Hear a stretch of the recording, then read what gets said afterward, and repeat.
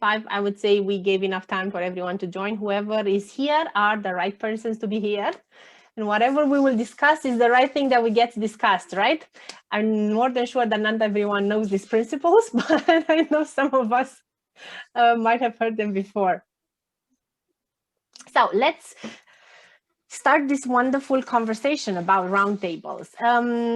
And first of all, I would say thank you so much. Thank you so much for everyone that decided to join us, because I believe we have a very interesting group and a very interesting mix of backgrounds. And I'm more than sure that also when it comes to what we know about roundtables in general, it provides a very nice mix in the room that we all can benefit and we can all learn from it and have a beautiful conversation. One thing that I should say as the structure for this meeting today, event, I don't know how I should call it better, workshop, I find it as a nice name, is that it's very interactive. So I'm really sorry for the ones that hope that they can get something else done. It's not going to work. We'll make you work. So saying it up front. Oh, there's another Cristina in the waiting room. The other thing that I wanted to make sure that we cover is we're going to use also a platform that is called Miro. I'm going to share, don't know how many of you know about it or how it works. No worries. I'm going to show you the one magical button, and that is how do I get sticky notes. And besides that, that's pretty much what you'll need for today. So Zoom is here, breakout rooms will generate from here. Pen and paper, that's not something that we can provide you, sadly, from a virtual environment, but we can provide you a Miro, which we can replace that pen and paper in an electronic form. Besides that, I have the wonderful and great pleasure to introduce two persons that Alan Middleton, not yet, I'm really sorry. I'm more than sure that I will get to know more about you, but I know Alan Kay and Rick Wolfe a bit better. Probably Alan way better. And I'm truly grateful for the wonderful and insightful conversations that I had with him throughout the last year, pretty much. Because I had the chance to say at some point, so Alan, I've seen you in an SFIO meeting, in a FICA meeting, and I said, Alan, how about we do a crazy thing called a workshop for this SF24? And I was completely blown away by his reaction by saying, sure, let's talk about it. What do you want to do? And how do you want to do that? And if that would work, how would that be? And who else can we bring? And what else do you do? And what else can we develop? And it turned out into a wonderful, continuous exchange and learning experience for me, definitely. About Rick, the one thing that impressed me immediately from the first conversation were the pictures behind him, and there's beautiful stories behind them. And then at that moment, Alan said, no, don't imagine.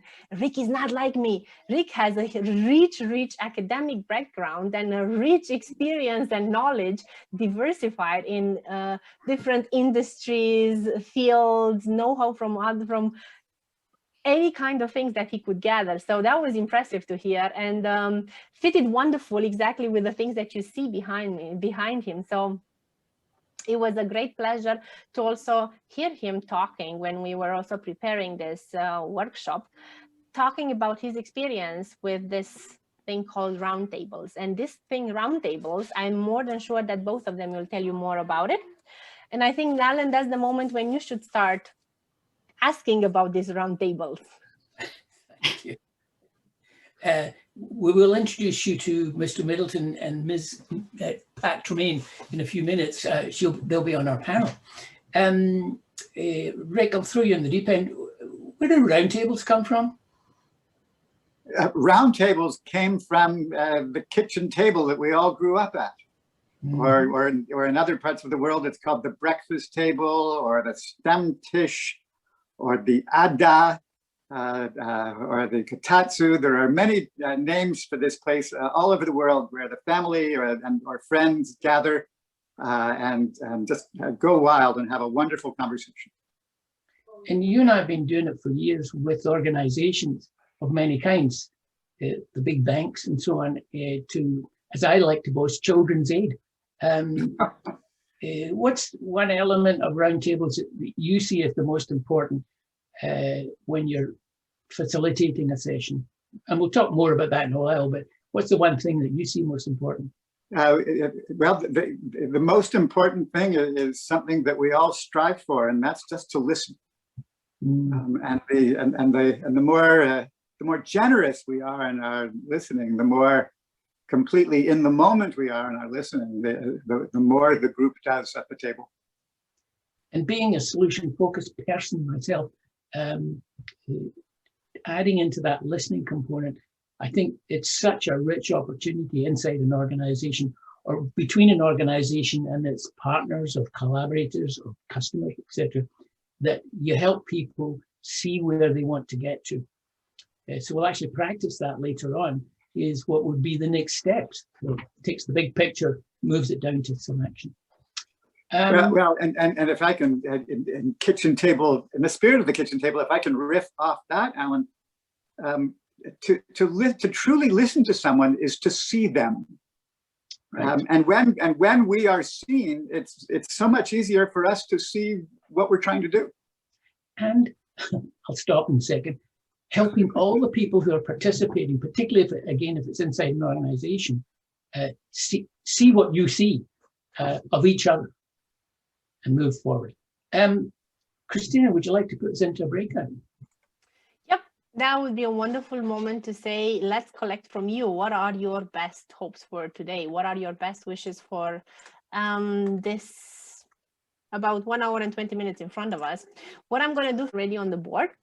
And one thing that we collected was from the interaction with, I'm not going to try it again, Sane, probably better, right? Because it seems more French. Sane. And one thing that she shared with us was about best hopes in the sense of stories. So what kind of stories can she take away from this conversation? And not only success stories, but also stories of failures. So that was one interesting thing that she shared with us. What I see on the mirror from group 1 is clarification about aspects of kitchen table, roundtables, a refresher of facilitation roundtable format, ideas I can incorporate in my workshops. So now I would say, is anyone else willing to share from their breakout rooms something that they've discovered as best hopes for today? Just put on your mic if you want to share from a group. I'll go. Thank you.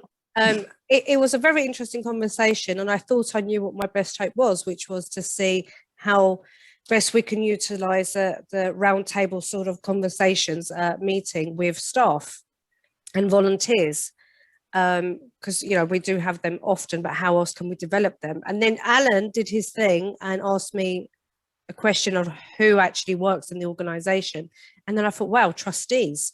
This would be really beneficial to the trustees, because as lovely as they are, they don't understand exactly what we do, because the whole solution focused approach just kind of goes over their head, because they're in their own day jobs, very problem focused day jobs that they have, bless them, and we don't see them often enough. So for me, my best hope now, thanks to Alan, is kind of looking at how else we can utilize those meetings to plant little seeds maybe and have more useful conversations. Thank you so much. Plant small seeds of useful conversation. Sounds very nice. It sounds again fitting with Sane's picture of stories. So how do you develop pictures out of that? Anyone else that wants to share from their own breakout group? Cristina, we didn't actually write anything down on the Miro board, let's put it that way. But all our conversation has gone to the boardroom in our mind, let's put it that way. We did talk about the round table, and I've known about the round table from my mentor a long time ago, and he still is in lots of ways. It's all right, Owen's talking, we'll be here for a while. Alan Kay. So I learned tomorrow's dinner, what are we having? I learned a lot about the round table and how it was done in the past, but this in lots of ways is a refresher for me. And to meet Rick Wolfe in person has just given us a great fillip. Let's put it that way. Very interesting. I'm big curious to know after that, what is it that was in that refresher that you took away from today's session? Because that would be interesting to have that closure. But thank you so much, Owen, for sharing. Anyone else wants to share another couple of thoughts from their own breakout rooms? After that, I'll hand it over to Alan. I can tell you my bit, Please, which is essentially that I saw the title of this talk or the workshop, which said facilitating change within organizations, and that's all I saw. I didn't read too much else. And I know that if you invite me to a workshop and I don't attend, things normally don't end well, so I just attend, right? But when there was talk about roundtables and solutions focus, I honestly thought I was in the wrong workshop. So now my best hope is just to listen and find out what's going on here. Thank you so much for joining, Vasav. And I know that you can contribute in any kind of context and on different topics.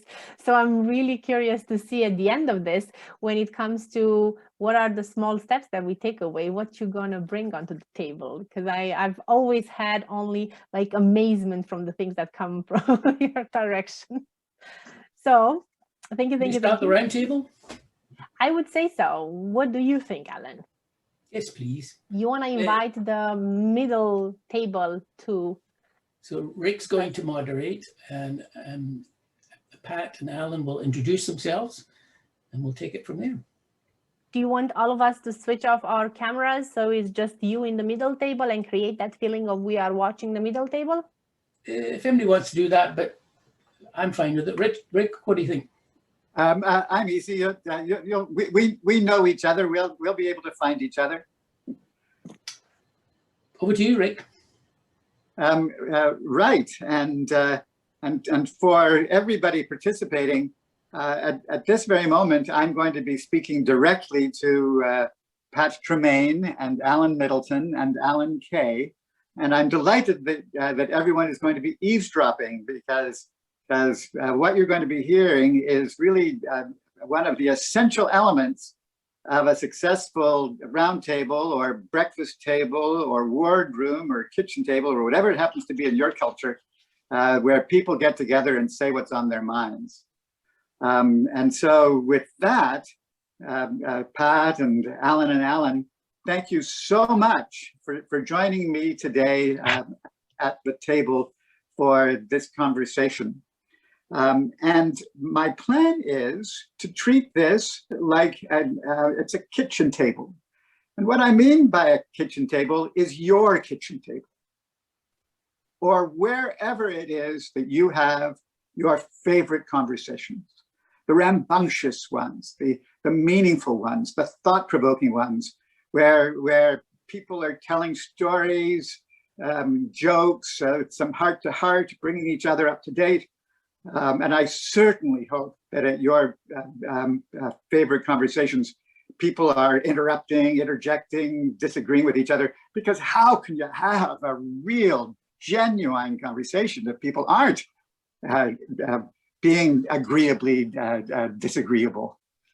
And so there's only, in our time together in our roundtable, the only formal thing we will do is that I'd be grateful, Alan Middleton and Pat Tremaine, if you wouldn't mind just saying a little bit about yourself so that everybody here gets to know you and so that we get to know each other a little bit. And Alan Kay, surprise us. If you wouldn't mind saying something about your good self that is new to us. In fact, I'm going to be a bad person and I'm going to ask you to go first, Alan Kay. Tell us a little something wicked about yourself. And as you do, to our three guests at the table, as you do say a little about yourself, our theme today is what happens in organizational change when we use these kind of meaningful, rambunctious conversations instead of a conventional top-down approach. And please don't feel an obligation to answer comprehensively that question. What happens if we use conversation for organizational change instead of a conventional approach? Just one little thought to get us going. Alan Kay, over to you. Other than being a Scottish, short, balding Scottish guy, being involved with roundtables and solution focus for a long time. And the one thing I think that is really an opportunity, not just important, but is to change the narrative in the organization.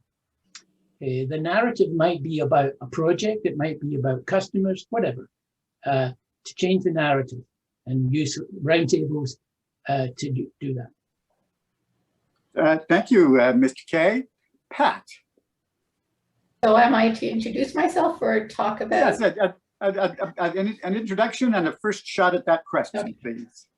I'm a marketer by trade, not unlike Alan.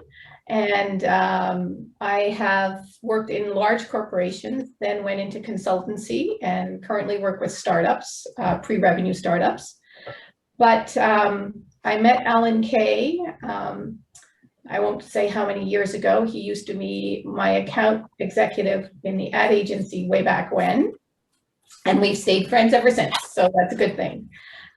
He introduced me to Solution Focus. I am not a practitioner, but when I was in my consultancy, he and I collaborated with at least 3 of my clients, which I can tell stories about later. But the one thing that happens for me when you use Solution Focus, or at least in my experience, is magic. A lot of magic happens because you turn perceptions upside down. Cool, thank you. Dr. Middleton. How are you, Mr. Wolfe?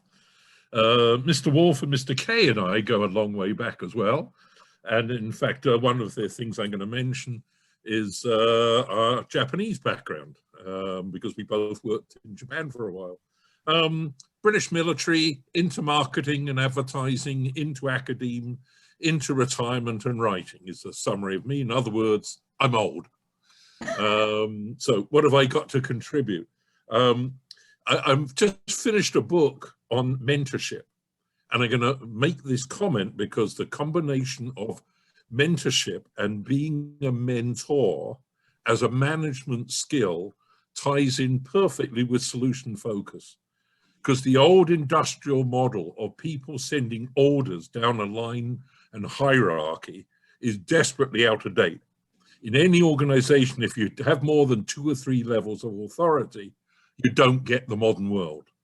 Because the modern world is about getting the most out of people who are actually doing the work in the front line and getting them to come up with the ideas and not being afraid or intimidated by levels of hierarchy.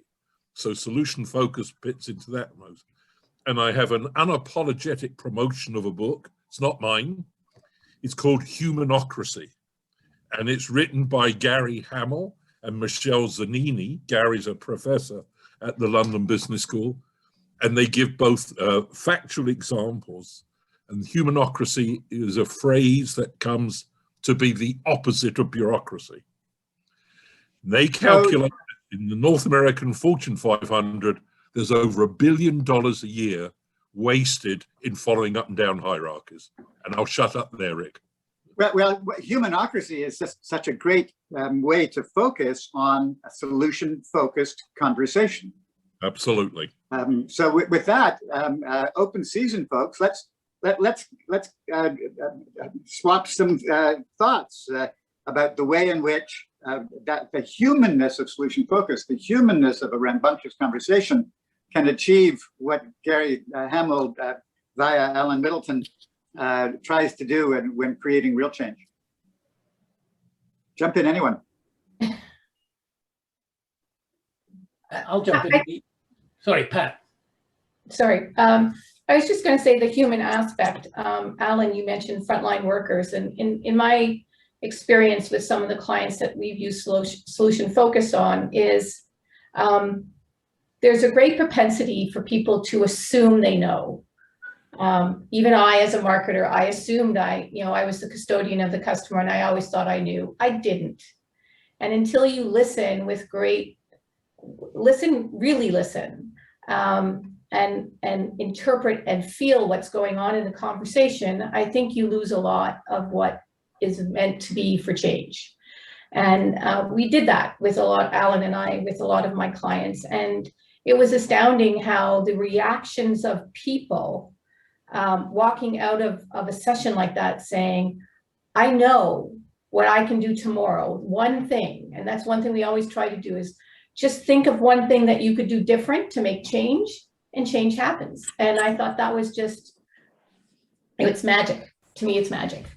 And I'd like to add in, the way we did that, Pat, was we essentially had a round table in the middle, whether it was with customers or key management or partners, and using the roundtable format to elicit those kinds of responses, and doing a breakout from the roundtable itself so that the center table can influence what the outside tables are thinking about.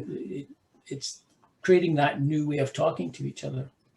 And to build on the kitchen table conversation ancestry, to recognize that when we're at work or when we're a customer, that's only one small part of our life. And if we really want to understand how to help people, we need to understand the context of how people are buying or how people are serving those who are buying. And unless we understand that fully human context, we'll be too narrow in our interpretation of what's going on.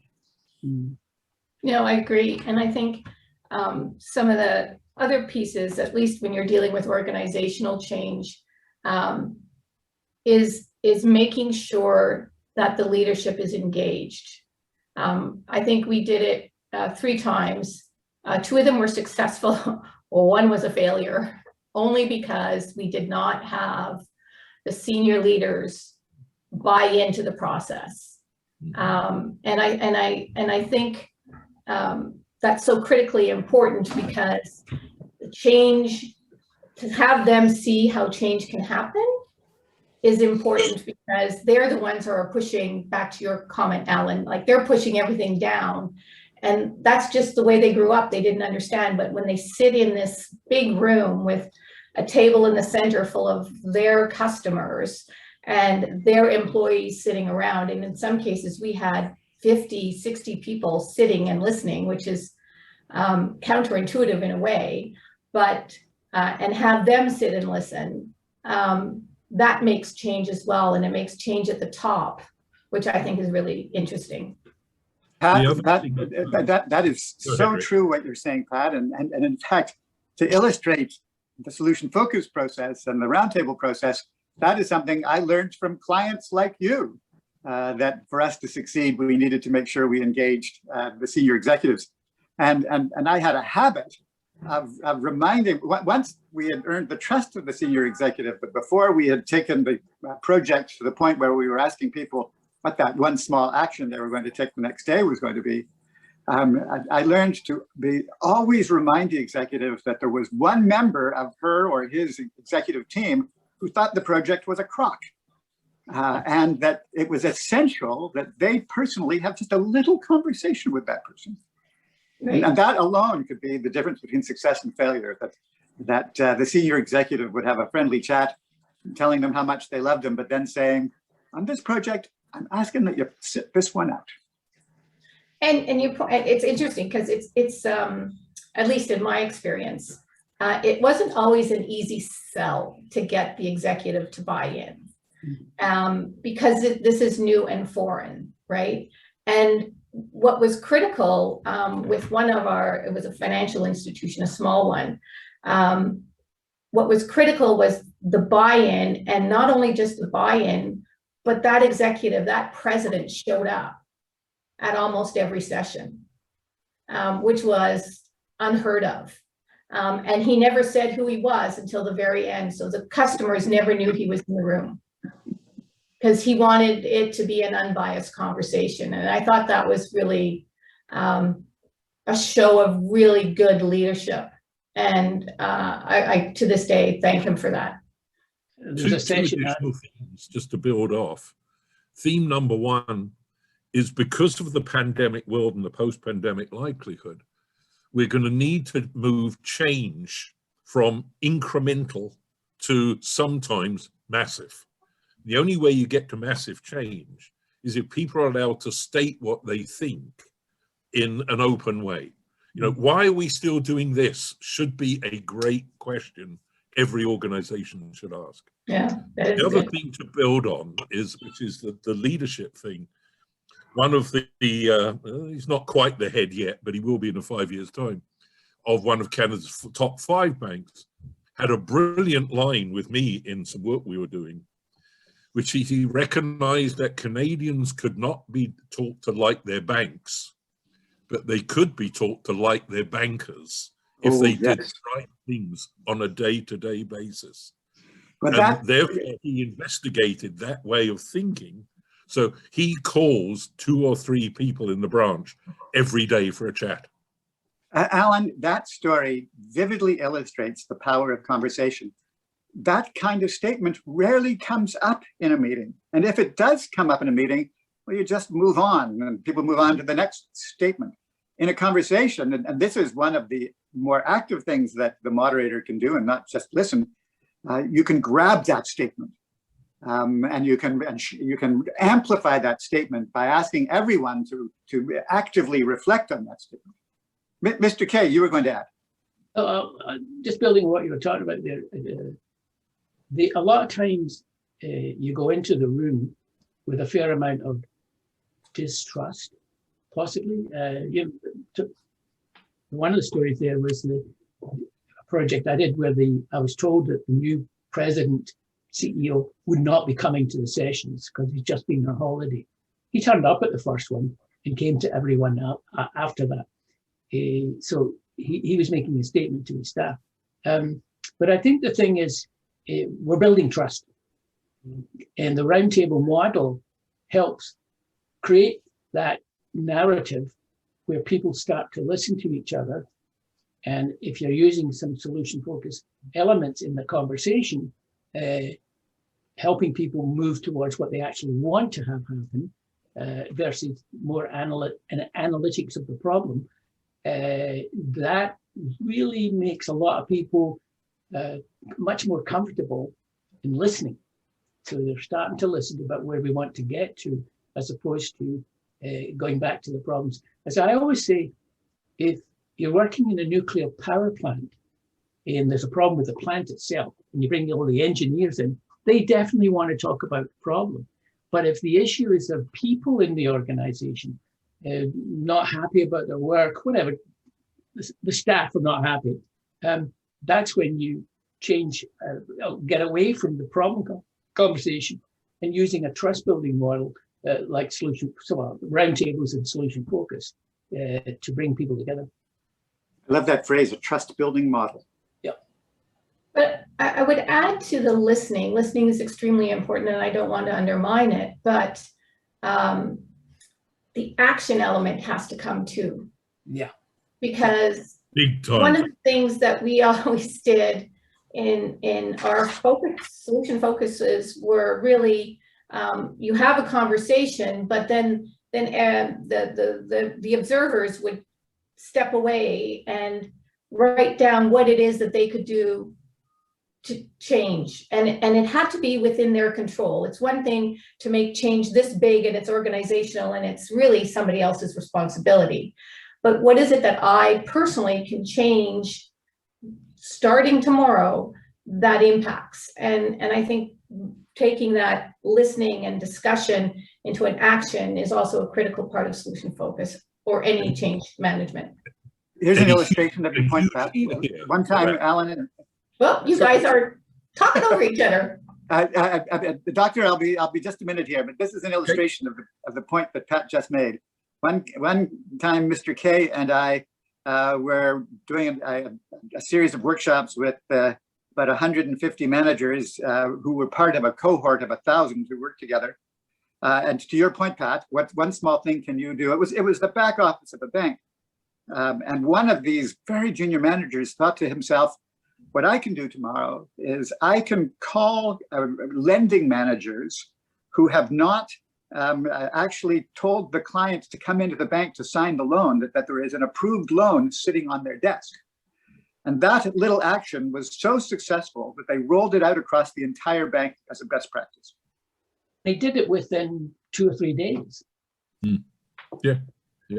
The other thing that needs to go along with my big here on agree to do something is that's the role of restructuring by listening to people.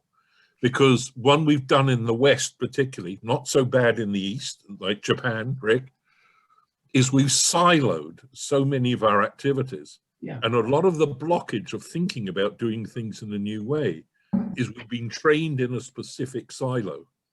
Whereas the future is about project management, is about to getting people from different silos to work together in new ways.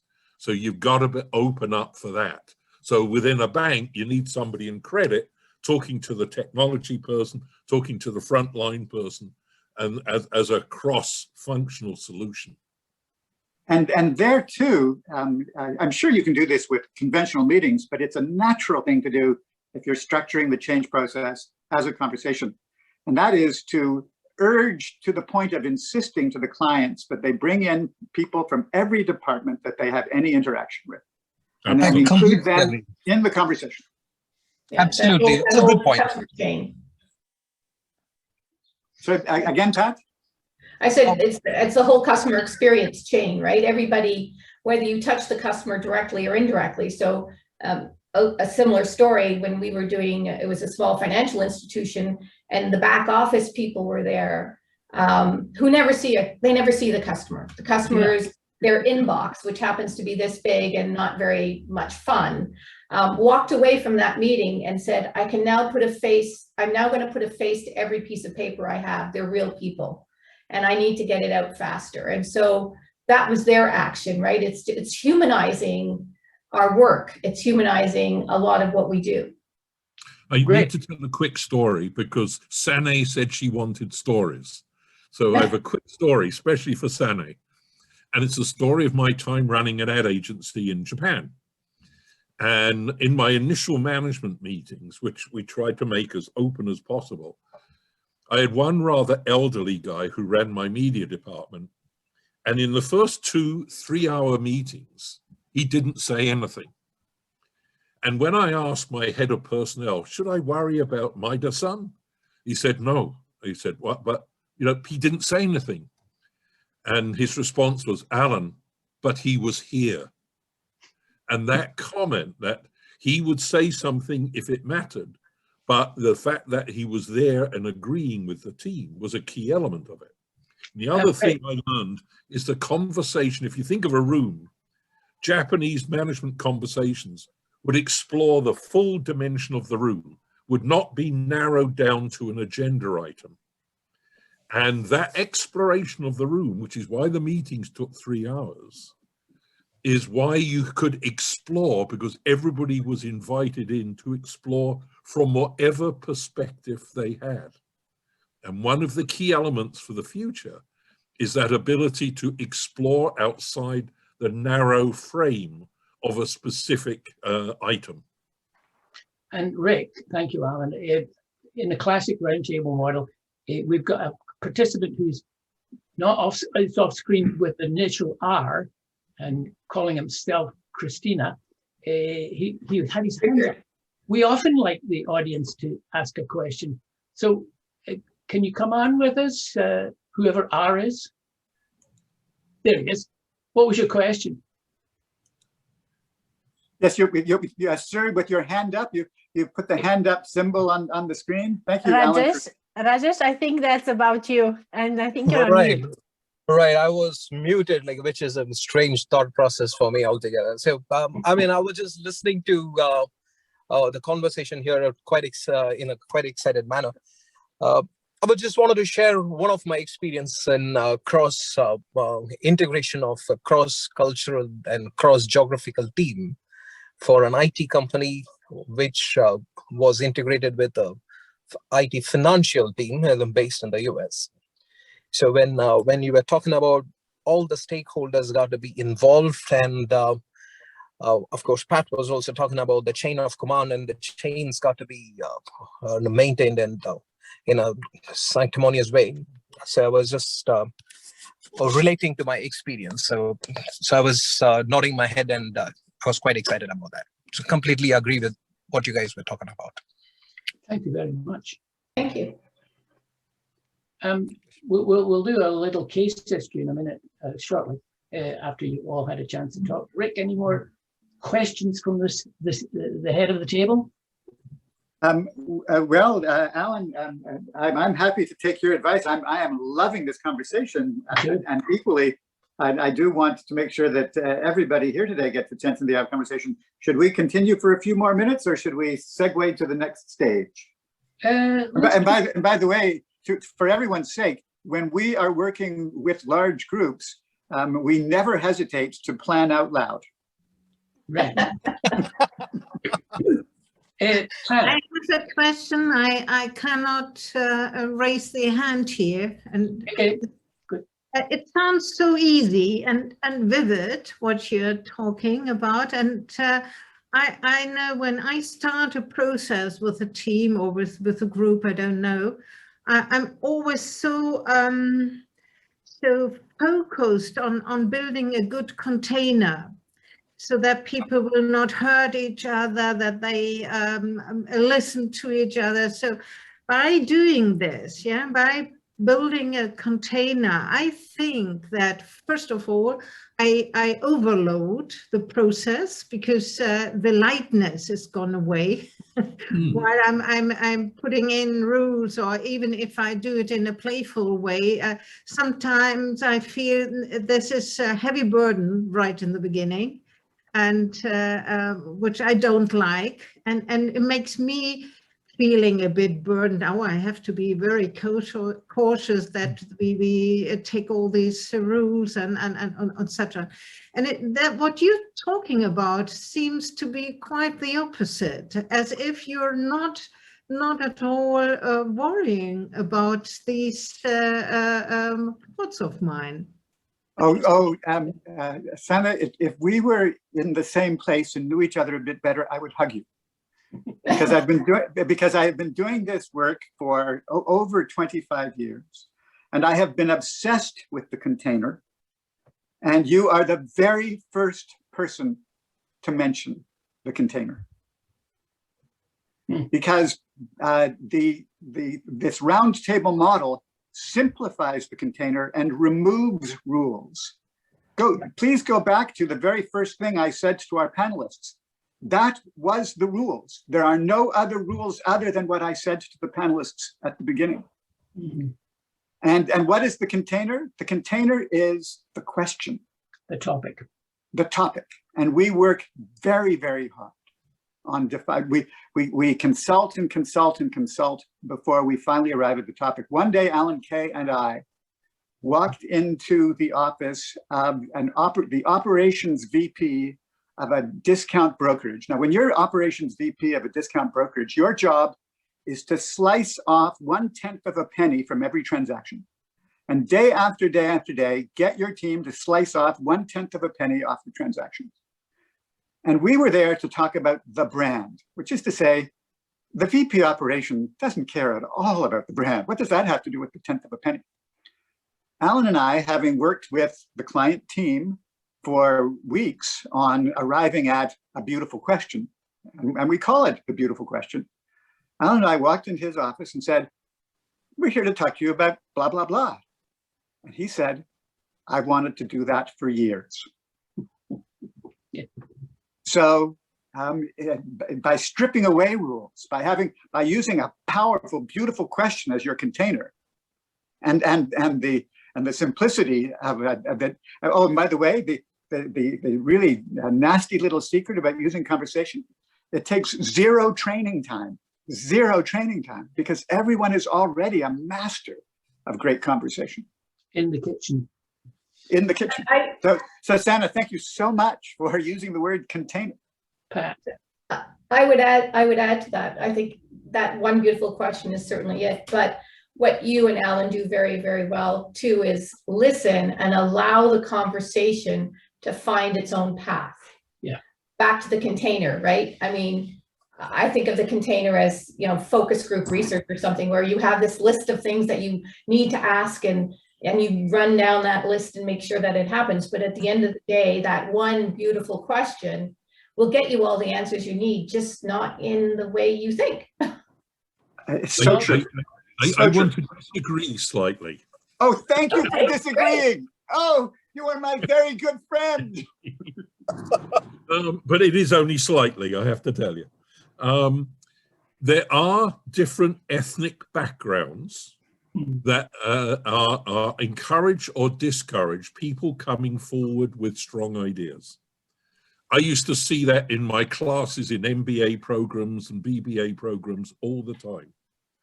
So the one additional responsibility, I would say, Sane, is the need to focus on the question. So Rick and Alan are right on that.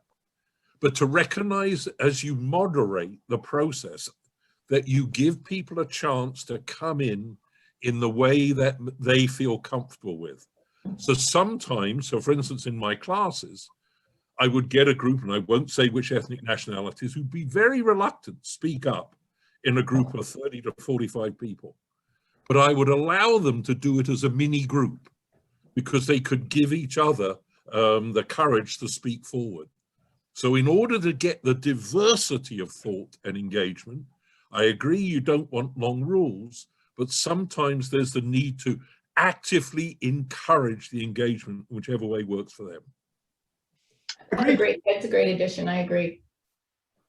Well, in fact, it's actually completely consistent with the prime premise, because when we say it's going to be a kitchen table conversation, we are obligating ourselves to be a fabulous host. Mm-hmm. Cristina, would you like us to move to the breakout? I was about to jump in now and ask if that would be a lovely moment to swipe everyone in a breakout room, because I think this is what you've experienced now is exactly that conversation that happens in the middle table. At the middle table, you see those rich exchange of ideas around the topic. And now the next step being inviting everyone to chip in what they've heard and what they've understood from that. And how then? Well, Clara just shared that is Greece as the background of the picture of Greece. I would be curious, I guess that's one thing how you can connect this roundtable, right? Say, I'm wishing for, maybe this roundtable can bring me to Greece and have there a facilitation of a roundtable. So I would be curious now from other breakout rooms or from your breakout rooms, what are the things that you discovered about how could roundtables benefit your business or benefit your clients? Not sure if I still have, I do still have all of the breakouts. I had here breakout room 1, Christy, Kenneth, Sane, and Vlad, you are here, you are not there. So Christy, Kenneth, and Sane, want to share something from your discussion? I took a moment to see if I'm going to be a gentleman and let the lady first, but I guess I'm going to have this conclusion. Basically, we took this information regarding the roundtable and put it in a context of meeting people or that in reality on a hierarchical organization at different levels. This roundtable helps create the, let's say, equal environment. Put everybody at the same level and have a meaningful conversation. But on top of that, we got to a conclusion that showing some vulnerability, mainly as the, let's say, the hierarchical superior person in front of the other, letting yourself to be vulnerable, but in, I guess, in a more comfortable, in a way that is not putting you under, I don't know, some bad reactions from the other side, but making yourself vulnerable creates openness in the conversation. Good. Thank you so much for sharing, Christy. Any other thoughts? Any other rooms that want to share? Or Rick, Alan, Pat, anything that you've heard from the conversations that they were having? Yeah, please. Okay, just want to add to that. One of my background involvements was, again, with a very large Canadian bank. And during the training session, one of the things that enabled the conversation was the chief executive came in and gave a half-an-hour presentation to the team on what the bank had done wrong in its decision-making in the previous 2 or 3 years. Now, obviously, they were careful about confidentiality, but it was very open and allowed lots of questions and back forwards. So this learning from error is another critically important thing about the honesty of the process. Thank you on that. Rick, Rob, I think Ray, you wanted to say something. Oh, sorry. Alan. No, Cristina. Go ahead. I thought Rick wanted to add something. No, I'm just lapping it up. I was fascinated by the insights that Christy shared with us. I think you've nailed it. Rob, you interrogated Pat and I. What did you learn?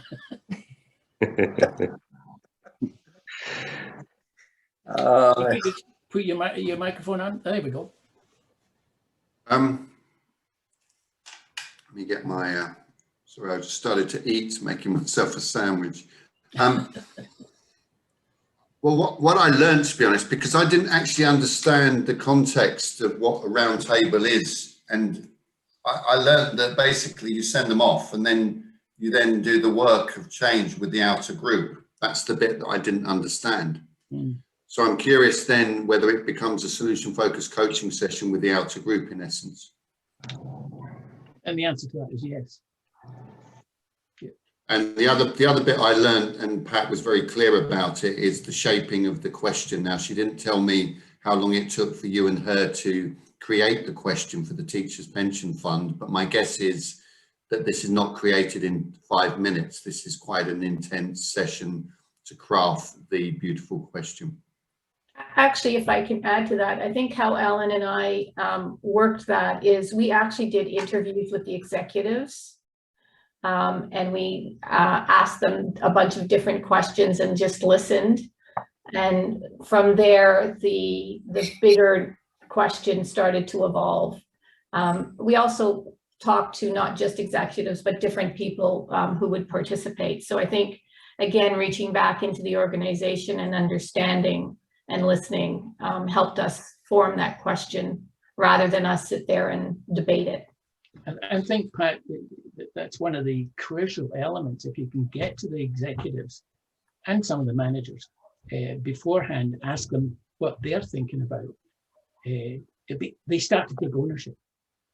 And they give you good insights. But because, of course, you're asking, supposing it was a successful session, what would that look like? You must have done this before, change, whatever. What worked? Just getting them to think purposefully.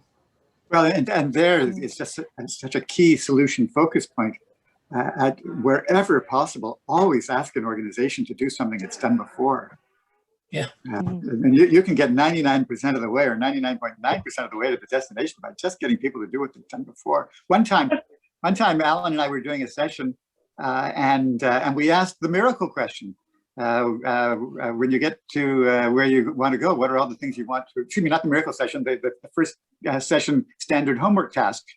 At the end of day one, we said to the group, come back, having thought about what are all the things you want to have stayed the same when you reach your goal. And this really cranky group, their boss had been fired that morning. This really cranky group came back the next day, and 20 of them each had one thing that they wanted to stay the same. And then they looked at their list of 20 things and said, well, that's all we have to do. If we just collectively do the 20 things we want to stay the same, we will reach our goal. Cristina. Rick and Alan, I'm just jumping in also just to say, I find this is a beautiful moment for Alan. You wanted to share a study case. Do you want to walk us through a bit through that steps? And I'm going to do it very quickly. Just what sort of framework can you use? Did you get that? Find that slide? I'll search for a second and I'll put it on the screen.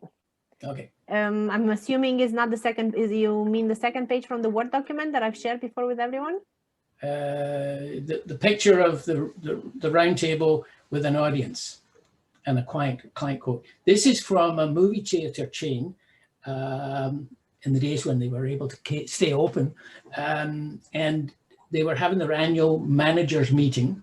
So I don't remember, 75 managers from across the country and head office staff. And there was pretty good communication between them.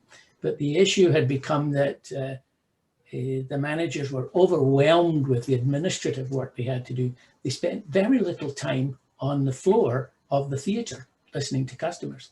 So what we did was we recruited a bunch of customers, and we had our question, which of course now I've forgotten, but we asked the customers about the experience. And it wasn't just sitting down to watch the movie, it was, what would you do normally when you've decided you're going to go and watch a movie? Do you call your friends? Do you go out to dinner? All that kind of stuff. And they walked through the many different ways they do that.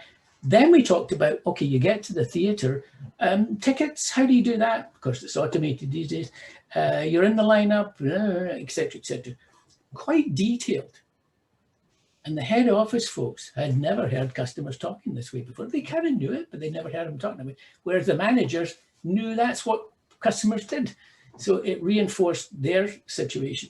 And we had that conversation for about an hour. And then the customers were sent out to talk to the management and the theatre managers and the executive management. And they left.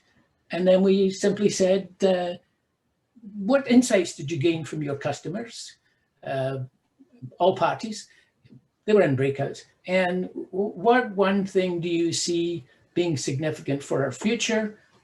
Okay, we'll be doing this in the future. Excellent. Supposing we move forward on this topic, what would be something we'll be doing in the next couple of days? And I said, as teams, because we had set them up as teams. Finally, the next day, tomorrow, individually, what do you see yourself doing with this new information? What was great was a bunch of the managers phoned shortly after that, the next couple of days, because they had to fly across the country. They said, I stopped being in my office. And it meant I had more time to listen to customers and understand our staff issues. Head office said, we're in the middle of automating a lot of processes. We have to hurry up and automate these processes so the managers can spend more time on the floor. And incidentally, that was all about building shareholder value. So that's a quick case history. Did we get to that picture? Sadly not. Okay. But I'll keep on putting it down. I'll put it in the chat.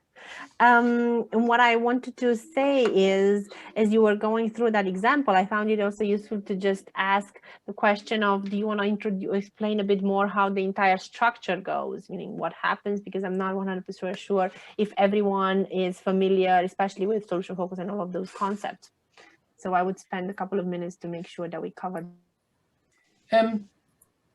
Well, the core of the idea is the roundtable as a model for changing the conversation in the organization, growing the conversation in the organization, layered in with solution focus. So some of the questions you ask, particularly in response to what the people say at the table, are solution focused. Somebody says something insightful, customer, oh, supposing you got more of that in the future, what would that look like? And you turn to the other participants as well and say, how would that work for you? Famously, of course, you'll get a few, as I call them, grumpies, who say, well, no. And they say, instead of going into what the problem is, you say to them, well, what would you be doing instead? Or what would you be getting instead? So you've got the roundtable format, and then you've got the language of your conversation with them being solution focused. It's a coaching. And it's the same when they leave the center table and they go to the outer tables. You give them a few instructions, particularly there it is. So you can see this bald-headed guy and with those customers right in the middle of the room, a hotel somewhere, Toronto, I think. And those folks are movie theater goers. And you, of course, have good sound, et cetera, and you take, you welcome them when they come. One of the things I always do is when they arrive, the customers, who we've recruited separately. When they arrive, I say to them, there's some folks in there who are really keen to hear from you. So don't forget, speak up. And then I've said to the client audience, when the clients come in, please give them an applause. And that helps the customers relax. They're surprised that they get a round of applause and so on. So I don't think I can go into an awful lot more, but we're going to give you a link to Rick's book. So there's always that. Should we get to our... Thank you very much, Alan. I would have one more question for everyone before we close up for today, because I think it was a lengthy session and there's a lot of things that maybe some of you took as ideas from this one. And this is why I would be, and I think in the name of everyone, I would be incredibly curious to ask the question of what kind of small steps do you see from this entire conversation emerging for you? What kind of small things you could pick up to facilitate change and to initiate change? So maybe you want to take a minute or two and type your ideas in the chat and then have a conversation from there. What I've noticed earlier that Jerry, you mentioned something earlier that what was being discussed, you see a connection to host leadership. And I found that very interesting to pick it up and bring into the center. As I'm not 100% sure if everyone knows the concepts of host leadership, and I think that would be another full 2 hours of conversation around host leadership.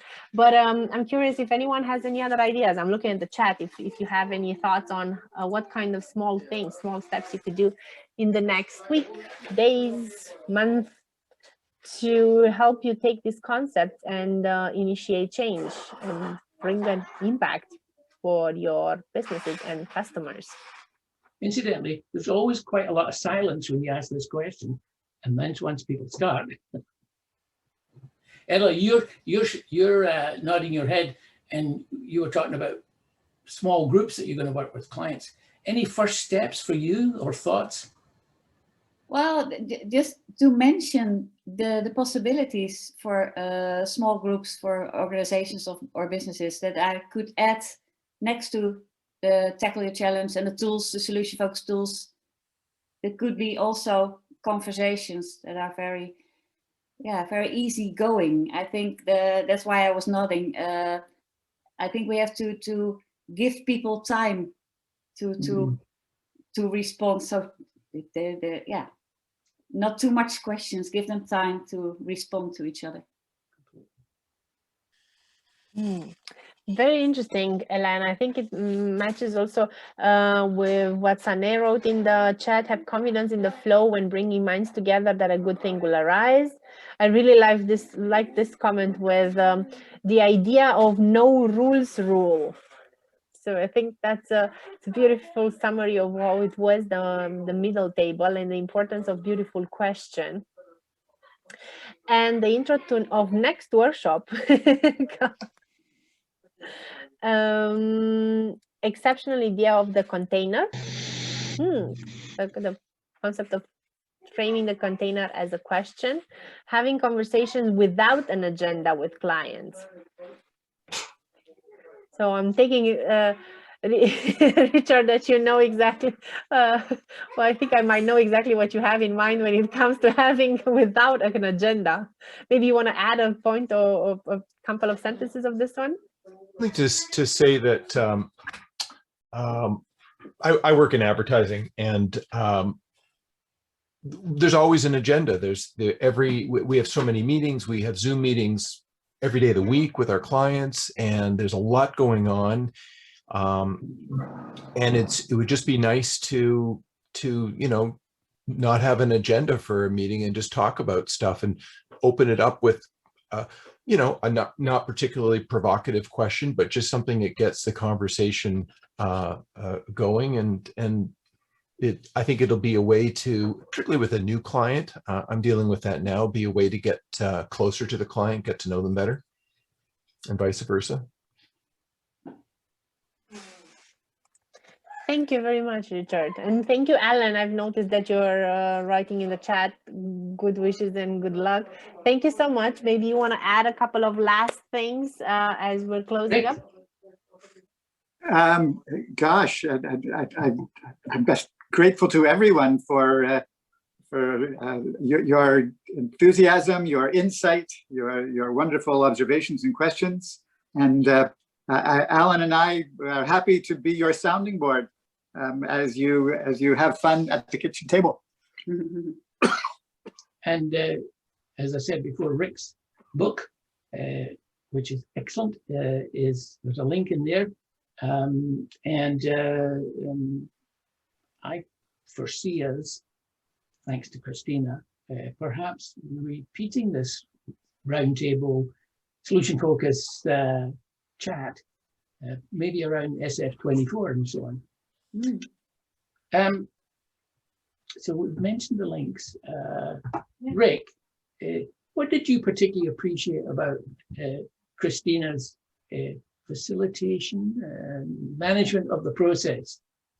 Oh, Cristina, you are a brilliant manager of the process, and I look forward to collaborating with you again. You are doing an amazing job of keeping us on time, and there is nothing more important than that. But yet you do it, showing good host leadership at all times. So thank you so much. And that was a technique Rick and I would use in a roundtable. If there are people in the room who we want the center table to talk about the outside tables, to complement them on what they're doing, to dissipate the tensions that sometimes come to the table. And I just took upon a role that I know I've learned from you, Alan, that it's an extremely important role in any kind of roundtable. Also this timekeeping and looking at how you can make sure that the conversation goes in the proper direction. So again, a way of showing what else you need to know and what else you need to keep in mind through a conversation. So a big thank you to Alan Middleton and Pat Tremaine for coming and joining us. And we hope we see you again soon, everybody. Our pleasure. Thank you to everybody for joining. Thank you very much. And thank you, everyone. I would just also say thank you so much also Vlad for allowing us in the name of EMCC to organize one of these kind of discussions. And I'm more than sure that I say it in the name of everyone that we would gladly generate much more whenever we have the space and the opportunity. So what will we do with? Thank you so much. Alan, you wanted to say something? What will we do with the video? I'll stop recording first of all. So